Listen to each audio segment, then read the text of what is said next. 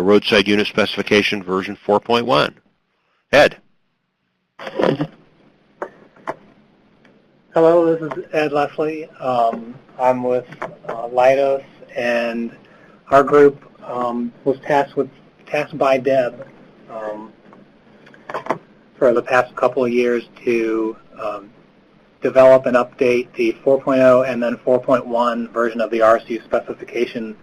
So I'll kind of give an overview of an RSU and the 4.1 spec in particular, and then just go over a few points where we've gotten a lot of feedback or questions about parts of the spec.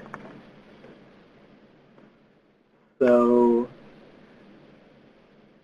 just to get started, so I'm not sure what everyone's baseline is, so I'll just run through key points of what an RSU is. This is kind of the interface between infrastructure and vehicles. So it provides data about an intersection, signal phase and timing, or a map message to describe the layout of the intersection. And it also provides information about any incidents or maybe a tight curve that's coming up ahead in the road in the form of a TIM, a traveler information message, or maybe roadside alert, or basic infrastructure or information message that may be rolled into the spec coming up soon. The RSU is also able to collect information about vehicles that are passing it through the basic safety message or probe vehicle data that those vehicles are transmitting. The data that an RSU sends is used or received by an onboard unit on a vehicle, and the vehicle uses those messages to inform maybe an automated vehicle algorithm of how it can alter its trajectory through a traffic signal, or whether there's an incident ahead that needs to be prepared for. There are also a couple of other messages and functions that an RSU provides. So an RSU has 2 radios, but it's able to operate on 3 different channels. One of those is a continuous channel that's usually tied to channel 172, sometimes called the safety channel, that vehicles use to transmit their basic safety message. The other radio alternates between 2 other channels, the control channel and the service channel. And in order for a vehicle to know which service channel the RSU is operating on, it uses what's called a Wave Service Advertisement, WSA. That lists out the services that the RSU is providing and on which channel they can be accessed.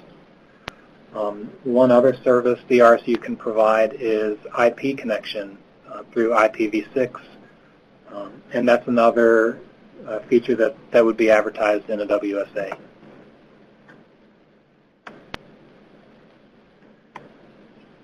Just a little more detail about where we went from the 3.0 version to the 4.1 version of the specification. There are two sides of that. One is on the hardware side, and the other is several improvements on the software side. The biggest hardware change was not really a requirement, but I guess the industry was kind of moving in that direction anyway, and that was to add secure storage in the form of a hardware security module.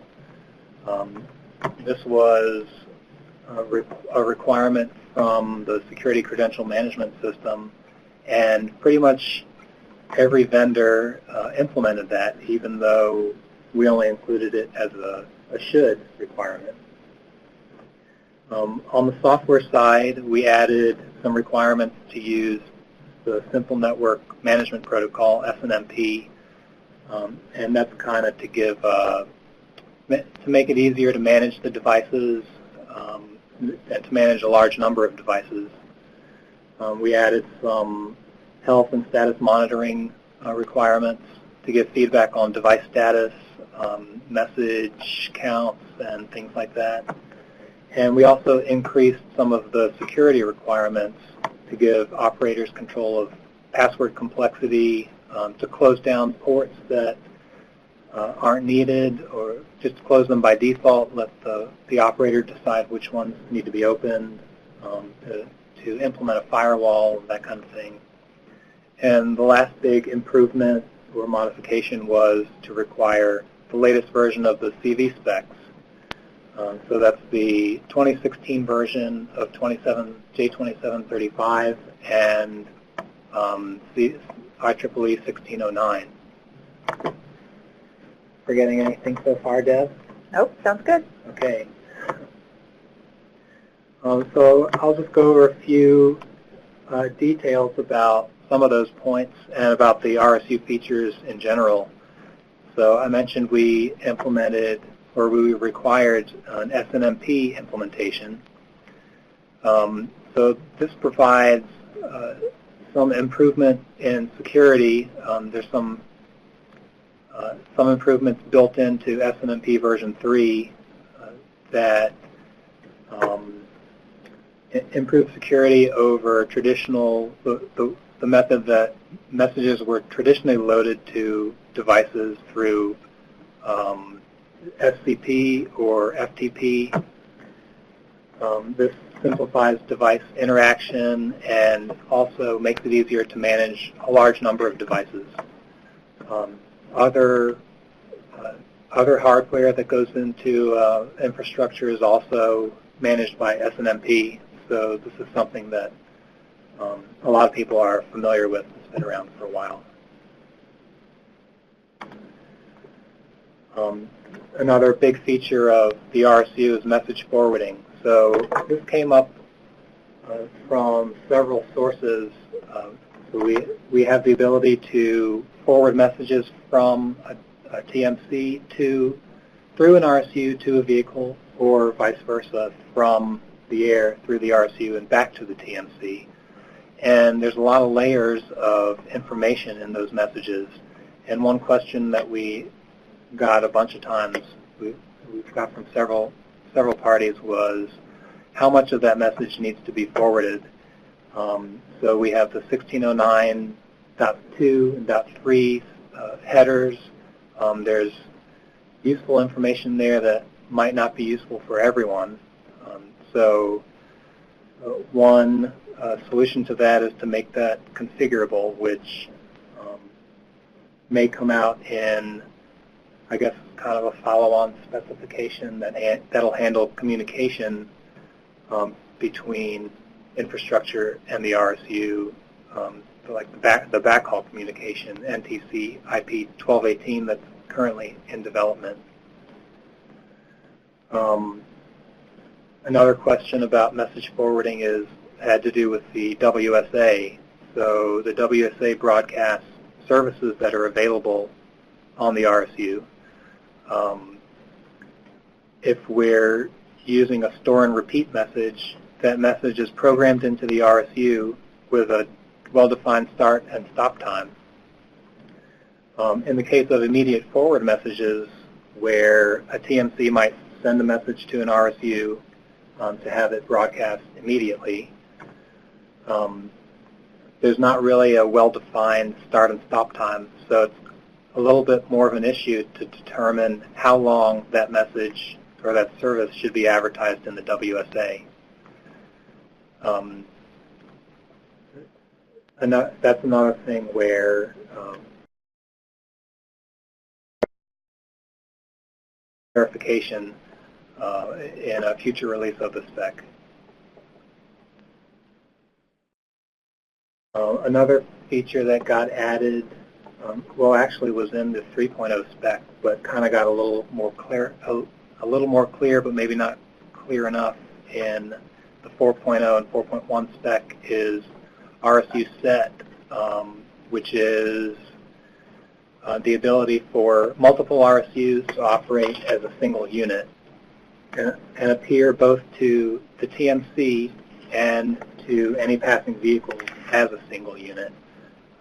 This simplifies communication in two ways. One is that there's not an excessive amount of traffic on the network going between the RSU and the TMC. And the other is that there's not an excessive amount of traffic on the airwaves between the RSU and the vehicle. So this is one feature that we've noticed has kind of given the vendors a little bit of a challenge, but we think it's one critical, very useful feature that deployers will be able to take advantage of.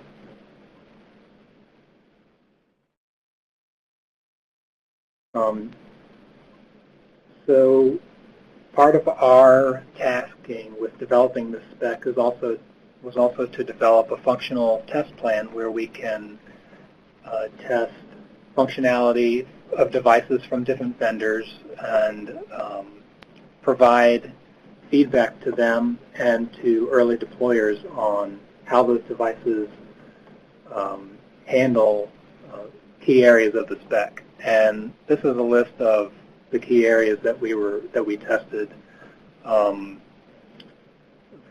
the 4.1 requirement. Physical requirements included weight, LEDs to indicate status of the device, communication ports, ingress protection for waterproofing and dustproofing. For positioning, the devices all have access to GPS. So we want to make sure that that's reasonably accurate. SNMP, we want to make sure that all the objects are implemented, that we have access to the ones that we're supposed to have access to. For logging, we're logging like a system log for the operating system, and then also messages that go in and out of the RSU, either on Ethernet or on the wireless side. Security, make sure that we can program password complexity, make sure that we can set rules for the firewall that aren't violated. For message forwarding, just make sure the RSU is able to forward immediate forward or store and repeat messages, or forward messages back from the air to a local PC. And finally, make sure that the WSA contains the correct information for whatever services are being broadcast at the time, and doesn't include information for services that aren't broadcast on the service channel. By the way, the results from some of those test plans may be available soon, and we can provide a link to anybody who wants to, or actually I guess we might be providing the actual documents. Just a kind of a preview on what's to come. We kind of expect there to be a 5.0 release that would be available before RSUs go for widespread deployment. This would include lessons learned from early deployers or from SPaT challenge participants. And we don't expect that to be released for maybe several years. I only hit on a few of the points that we've gotten feedback on regarding the spec. We have a lot more in a frequently asked questions document that we plan on making available soon. And any further questions can be asked through the CVCS support site, which we'll show a link on the next slide. But before that, we have the specification and the test plan for the 4.1 spec available in the National Transportation Library at the two links that are shown here. And finally, here's some contact information if you would like some more information specifically about the spec. And also there toward the bottom is the website for the CVCS, that's Connected Vehicle Core Services website, where you can submit questions or I believe also request to loan equipment, including RSUs and OBUs. And that's about all I have. So this is Deb Curtis with USDOT. I did just want to address very quickly the questions that pulled up in the chat box about the latency issues associated with a central message. And I think there might be just a touch of confusion, and what we meant was that you can configure the RSU in terms of how it is going to broadcast using 1218 about how often it's going to broadcast particular messages or how these messages are formatted and those sorts of things. We weren't necessarily saying that 1218 would allow you to broadcast messages from Central, but rather that you can configure the device to be able to change how it is handling store and repeat or immediate forward messages and those kinds of things from Central rather than having to go out to the device in and of itself. And then I see there's one more question that's related to how version updates are being handled and how they can be pushed over the air. And that's also going to be something we're going to be looking at with 1218. And I do want to point out that 1218 is an NTCIP standard, which means it's a communications protocol. It is not a physical device standard. When we go to move from a 4.1 specification to a 5.0 or to an RSU standard from a specification, it will likely not be an NTCIP standard because that's a device specification or device standard and not a communications protocol standard. But 1218 is going to define how we can configure, monitor, and log data from these roadside units from a central location rather than having to go out with a flash drive and a bucket truck to be able to do so. So pushing over-the-air updates is something that we will be looking at in 1218 because that's part of configuring the devices, part of maintaining your devices. And as far as it being vendor-specific, there may be elements of it within the payload that would be very specific, but the format to how to push information out to the devices for an update is something that we're considering in the 1218 standard. Again, that is an NTCIP standard, so the working groups are open to anyone interested to participate. Thank you, Deb. Thank you, Ed. That was a good presentation. So next we have